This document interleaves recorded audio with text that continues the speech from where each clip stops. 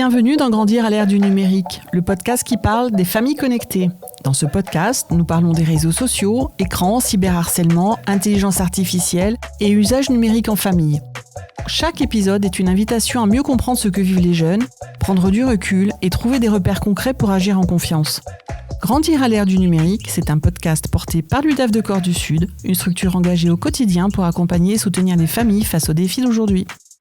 Aujourd'hui, nous allons parler des jeux vidéo, pas en théorie, mais dans la vraie vie. Est-ce que les jeux vidéo abrutissent vraiment les jeunes ? Ou est-ce qu'ils peuvent aussi leur apprendre des choses ? Pourquoi prennent-ils une place aussi importante dans leur quotidien ? Et surtout, comment les parents peuvent-ils accompagner ces usages ? Pour en parler, nous avons rencontré Nolan, 10 ans, un enfant passionné de jeux vidéo qui nous raconte son quotidien, ses habitudes et ce que les jeux lui apportent. Et toi alors, quand est-ce que tu joues le plus ? Le week-end, pendant les vacances, la semaine, la nuit ? De temps en temps, le week-end, j'y joue beaucoup et pas beaucoup le mercredi. Tu préfères jouer quand ? Moi, j'aime bien jouer aux jeux vidéo la nuit quand je suis tout seul dans ma chambre. Et qu'est-ce que tu ressens quand tu joues ? Je suis joyeux. Et les jeux vidéo, finalement, tu dirais que ça t'apporte quoi ? Ça m'a permis d'apprendre des langues, de la lecture avec Roblox et les maths parce que de temps en temps avec Basset on fait beaucoup de jeux où il y a des maths et on va me faire des amis.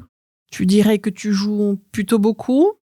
Je joue de plus que prévu parce que ma mère elle me dit rien, du coup vu comme j'aime, je continue. Est-ce que tu sais t'arrêter tout seul finalement ? Quand il est tard, vers 1h du matin, comme la dernière fois, j'aurais pu encore rester éveillée, mais je n'ai pas fait. Et tes parents à toi, qu'est-ce qu'ils en pensent ? Ils en pensent que c'est très bien parce qu'eux aussi ils sont des gamers, mais ma mère, elle est un peu moins d'accord que mon père parce qu'elle dit qu'il faut un peu arrêter de temps en temps. Et comment tu expliques à quel point tu les aimes à quelqu'un qui n'y connaît rien comme moi ? Ce que j'aime dans les jeux, c'est l'adrénaline et j'y joue parce que c'est ma passion. L'adrénaline, pour moi, c'est quand je suis à 2 doigts de gagner une partie. Plus que je suis dans une compétition, mais pas les compétitions quand on joue, pour les enfants. Pas où on gagne des grands prix, juste où on est un peu noté sur, on va dire, notre puissance sur les jeux. Ce que raconte Nolan montre une chose. Les jeux vidéo font pleinement partie de son quotidien. Ils sont à la fois un espace de jeu, de plaisir, mais aussi d'apprentissage et de socialisation. Mais derrière ces usages, il y a aussi des questions. Sur le temps passé, sur les règles et sur la place des parents. Pour mieux comprendre comment encadrer ces pratiques, nous avons aussi échangé avec ses parents. Est-ce que vous pouvez nous dire ce qu'est un jeu vidéo ? Un jeu vidéo, ça peut être tellement de choses. Après, ça dépend toujours de la personne qui joue, qui est derrière la personne, en fait. Enfin, derrière l'enfant, on va dire. Pour moi, un jeu vidéo peut apporter tellement de bien à un enfant comme à un adulte que, oui, c'est que du positif pour moi. Il faut juste faire attention, comme dans le monde réel, de toute façon. Surtout quand l'extérieur nous fait plus peur que le jeu vidéo en soi-même. Mais à savoir que le monde virtuel comme le monde réel est aussi dangereux l'un comme l'autre, en fait. Comme aussi positif l'un comme l'autre. Pour moi, c'est un échappatoire de la vie de tous les jours. On s'enferme un peu là-dedans pour oublier tous nos soucis. Et on fait des rencontres de certaines personnes qui peuvent être très bien comme très mauvais. Il faut faire très attention à ce qu'on dit et ce qu'on donne en information, surtout. Après, là-dessus, moi, les jeux vidéo, j'y suis depuis que j'ai mes 12 ans, 13 ans. Je suis à fond là-dedans. Il n'y a pas une journée où je joue pas. Parce que voilà, avec la vie de tous les jours, ça devient, on va dire, ça devient de plus en plus dur et c'est un bon échappatoire. Quand est-ce que Nolan a commencé à jouer aux jeux vidéo ? Est-ce que vous vous en souvenez ?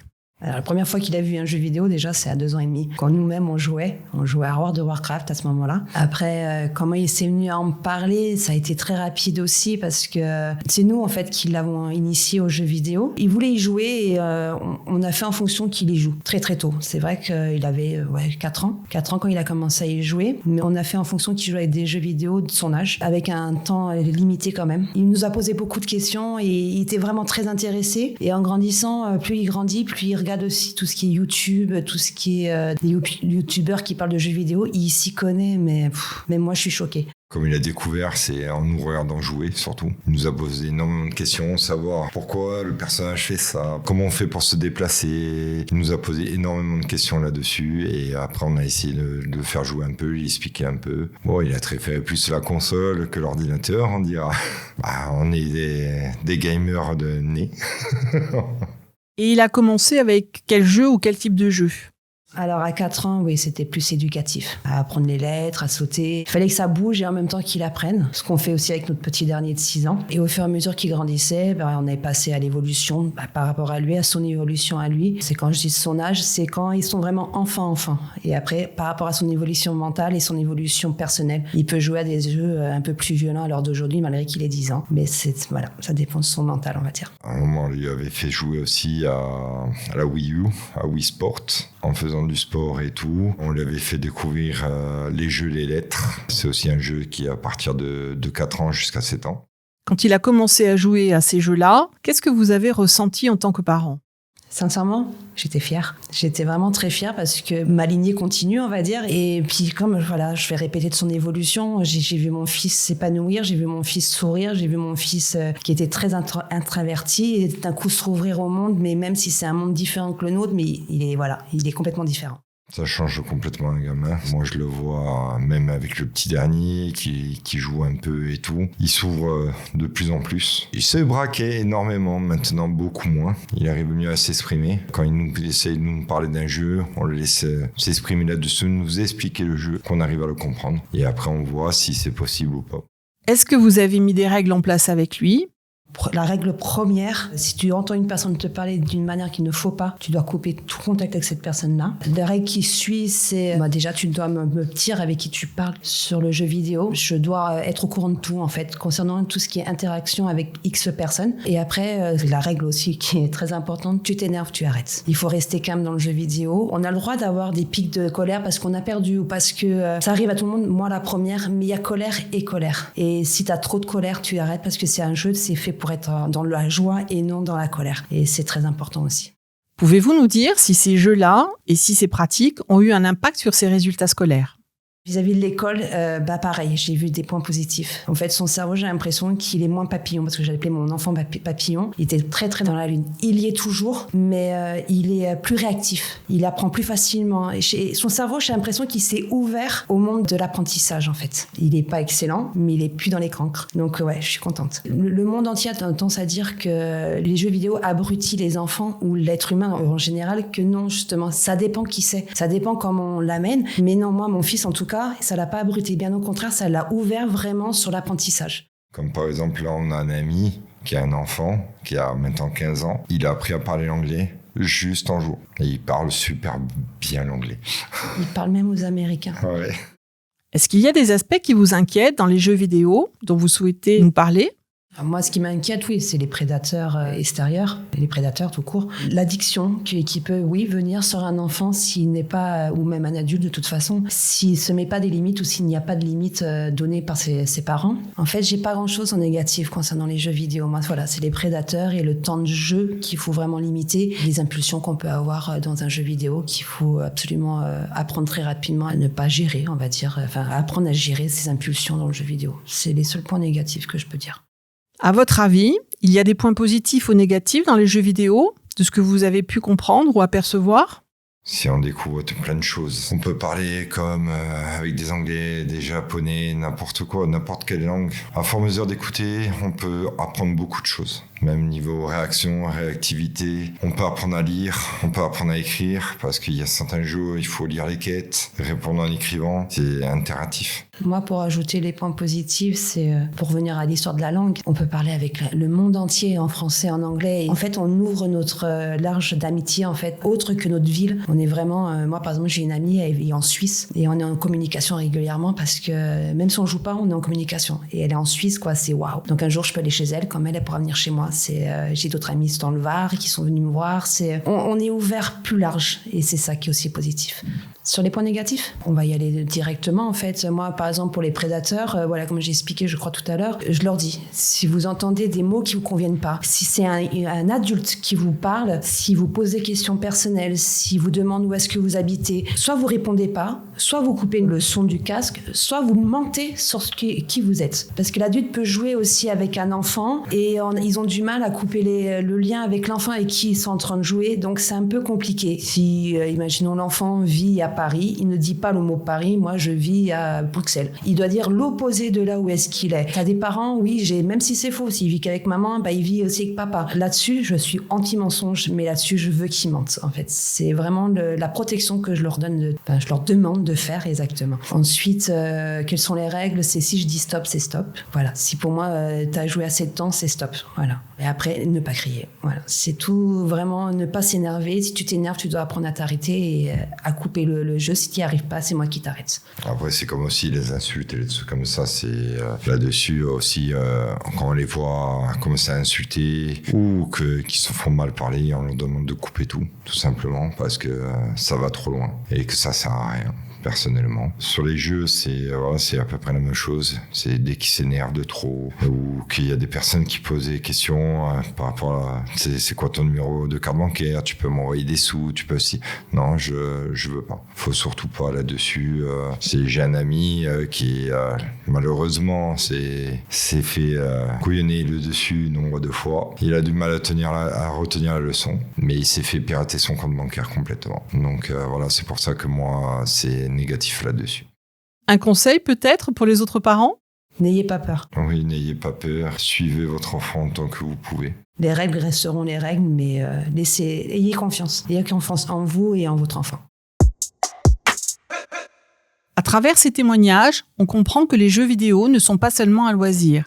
Ils peuvent être un outil d'apprentissage, d'expression et même d'ouverture aux autres. Mais ils demandent aussi un cadre, des règles et surtout un accompagnement. Pour prendre du recul et mieux comprendre les effets des jeux vidéo sur les jeunes, nous avons demandé l'avis d'un professionnel. Pourquoi les jeux vidéo attirent autant ? Déjà, c'est pour des raisons, on va dire, psychologiques et neurologiques. Un jeu vidéo, quand tu joues à un jeu vidéo, c'est des récompenses un peu immédiates. Il y a un sociologue et un psychologue, alors je ne vais pas dire le nom parce qu'il est imprononçable, mais par exemple, ça s'appelle le flow. On a ça dans le sport, dans la cuisine, parfois c'est un état de concentration extrême qui fait que quand tu fais quelque chose, comme c'est valorisant pour ta concentration, par exemple, pour ton aspect cognitif, c'est-à-dire je vais arriver à me dépasser, etc., mais je suis dans un état de concentration intense. C'est un effet qu'on appelle dopaminergique, c'est-à-dire génère de la dopamine. Peut-être qu'on va en reparler d'ailleurs, parce que c'est peut-être parfois un problème dans certains jeux vidéo. Ça, c'est neurologique.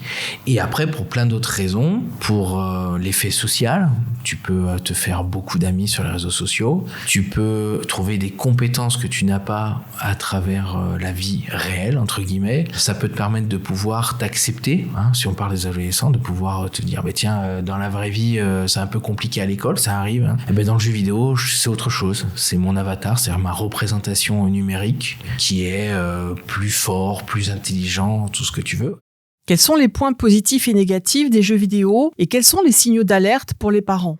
Ce que ça amène les jeux vidéo, on en a parlé tout à l'heure, c'est tous les aspects sociaux, c'est-à-dire pouvoir s'exprimer plus facilement avec les gens, avoir plus confiance en soi, apprendre des langues étrangères, c'est aussi on note vraiment une implication réelle dans les langues étrangères parce qu'on la pratique dans une action. On note aussi des réflexes améliorés, la vision des objets à grande vitesse, c'est un peu compliqué, c'est-à-dire que tout ce qui est déplacement dans l'espace, on fait de meilleurs conducteurs pour être un peu plus dans l'exemple, c'est-à-dire qu'on voit les choses arriver plus rapidement. On sait qu'on a fait une étude, elle est sortie il y a quelques temps, là, je crois que ça fait un mois. On a comparé des chirurgiens qui sont joueurs de jeux vidéo et non joueurs vidéo et on note une amélioration de la précision des chirurgiens qui jouent aux jeux vidéo. Donc ça, c'est pour les effets, on va dire, physiques et biologiques. Après, la liste serait trop longue. C'est comme si quels sont les bienfaits de la musique? Quels sont les bienfaits de la littérature? Je veux dire, c'est infini. Alors après, le problème du jeu vidéo, c'est qu'on n'a pas encore notre mot à nous. C'est-à-dire, jeu vidéo, parfois, Alors il y en a qui sont pas d'accord avec moi,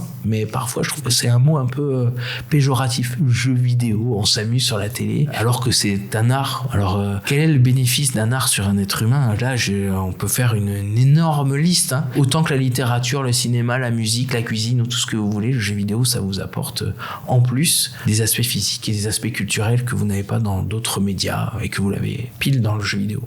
Alors, les aspects négatifs du jeu vidéo. C'est toujours un peu compliqué pour moi d'en parler parce que, évidemment, il y en a. Et le problème des études, c'est que comme c'est un média récent et qu'on n'a pas le recul encore nécessaire, on a tendance à faire plus la focale sur les méfaits du jeu vidéo. Alors, ça fait longtemps qu'on étudie, contrairement à ce qu'on pense, ça fait déjà très longtemps qu'on étudie les jeux vidéo et l'impact psychologique que peut avoir les jeux vidéo. Ça a commencé déjà dans les années 80 avec les salles d'arcade et Space Invader. Ça a commencé déjà. Mais il y a eu une montée dans les premiers MMORPG, alors ce sont les jeux en ligne massivement multijoueurs. Un qui a commencé à créer des problèmes, où on a commencé à l'étudier, ça a été EverQuest, qui a été surnommé d'ailleurs Evercrack, puisque ça a eu un effet d'addiction qui est proche, dans certains aspects, de l'addiction qu'on peut avoir avec des drogues dures, quoi.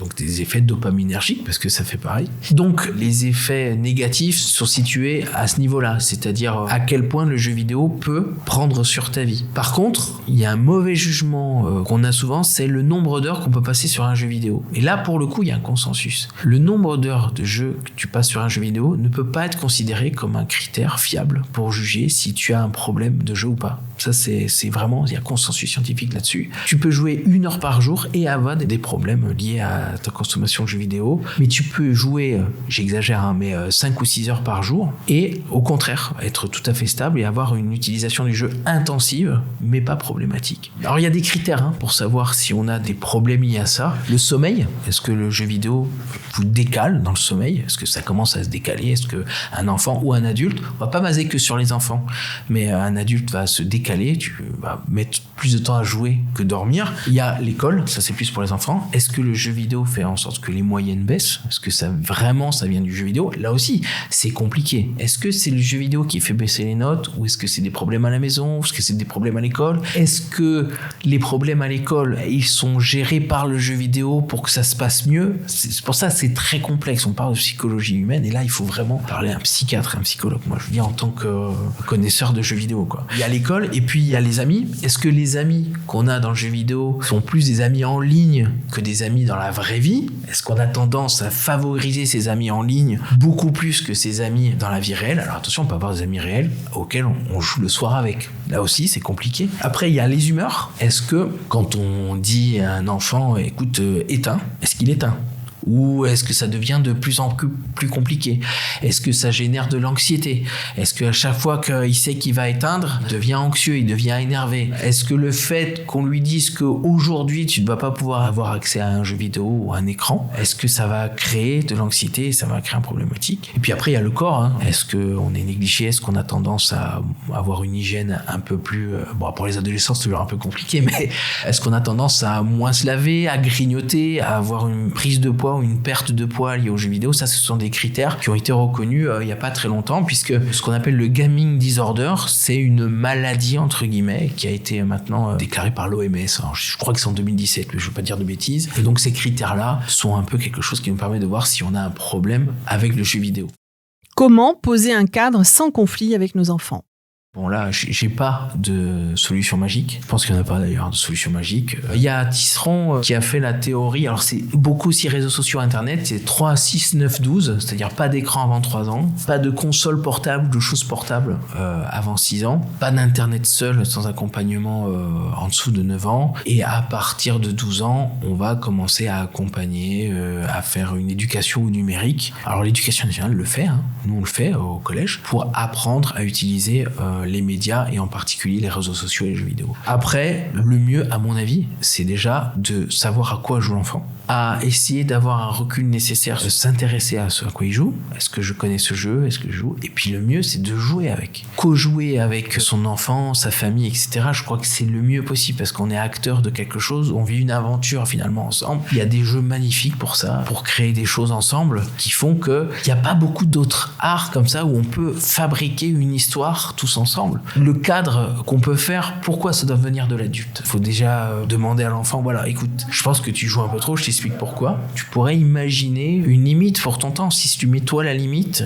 quand ça vient de l'enfant, c'est toujours un peu plus facile de l'accepter puisque c'est lui qui a décidé. Alors attention, si c'est un jeu vraiment bien, ça va être compliqué pour l'arrêter. Il y a un truc en tant que joueur qui me frustre particulièrement, ça on n'a pas parlé de la frustration, mais le jeu vidéo, contrairement à ce qu'on pense, ça aide aussi à gérer la frustration, c'est de couper le jeu d'un coup. Dire voilà, tu joues 1 heure, on a dit 1 heure, allez on coupe d'un coup. Ça c'est extrêmement frustrant, donc il faut aussi comprendre le jeu, dire voilà, j'ai lancé une partie, je suis avec des amis, elle se finit dans, je dis une bêtise, dans 5-10 minutes, est-ce que je peux finir la partie s'il te plaît? On peut pas couper le truc comme ça, c'est comme si tu vois un film et d'un coup, avant la fin du film, on coupe la fin, on fait, attends, qu'est-ce que c'est que cette histoire? Là c'est pareil, il faut être un peu bienveillant quand même avec ça, avec le temps passé, et encore une fois, le temps ne peut pas être un sujet sur il passe trop de temps, donc c'est un problème. C'est un problème si ce temps passé lui crée des problèmes dans sa tête, sinon c'est le contraire. Par contre, il y a autre chose où là vraiment je conseille aux parents de bien réfléchir,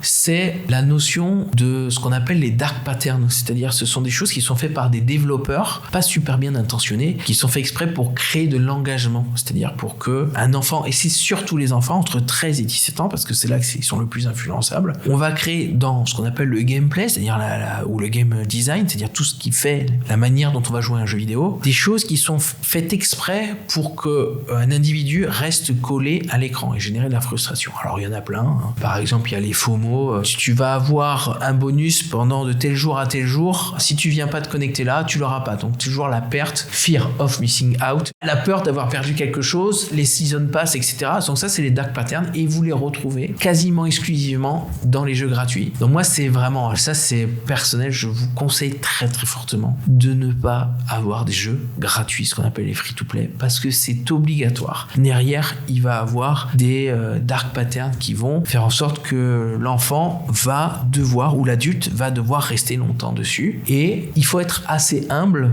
avec ça. Les gens qui font ça sont beaucoup plus malins que vous, c'est leur métier, ils sont financés pour ça, et le but c'est qu'ils génèrent de l'argent avec l'engagement. Donc les Roblox, les Fortnite, les Brawl Stars, choses comme ça c'est mon opinion personnelle, ça devrait être interdit, et je pense que la loi devrait commencer à se poser sur ce genre de, ce que j'appelle moi des trafiquants numériques. Voilà, pour moi c'est pareil que la cigarette ou la puff ou machin ou l'alcool, on est vigilant là-dessus, il faut être vigilant sur les jeux gratuits. Et je pense que nous à Fantasia on essaye de faire comprendre ça, la ludopédagogie, c'est-à-dire que notre apprentissage de tout ce que tu fais dans la vie, il est basé sur le jeu, hein. Homo ludens, on appelle ça. On apprend mieux en jouant. Et c'est pas parce qu'on joue que c'est pas sérieux. On apprend mieux en jouant, et nous on aimerait que les adultes et les enfants créent des jeux. Pourquoi? Parce que ils vont peut-être, ça va leur permettre de faire de la musique, ils vont se mettre à faire de la musique, ça va leur permettre de faire du dialogue, d'écrire du texte, donc ils vont pouvoir le faire, de dessiner, ils vont pouvoir le faire, ils aiment bien le code, ils vont pouvoir faire des maths, ils vont pouvoir faire un peu ce qu'ils veulent, et puis ils peuvent même faire tout à la fois s'ils veulent, même s'ils sont pas experts dans tout, ils ont créé quelque chose de plein d'univers différents. Non, le jeu vidéo fait partie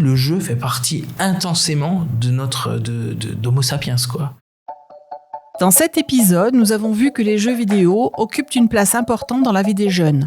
Ils peuvent permettre d'apprendre, de développer certaines compétences, de créer du lien, mais ils soulèvent aussi des enjeux importants, autour du temps d'écran, autour de l'addiction, autour de la sécurité en ligne.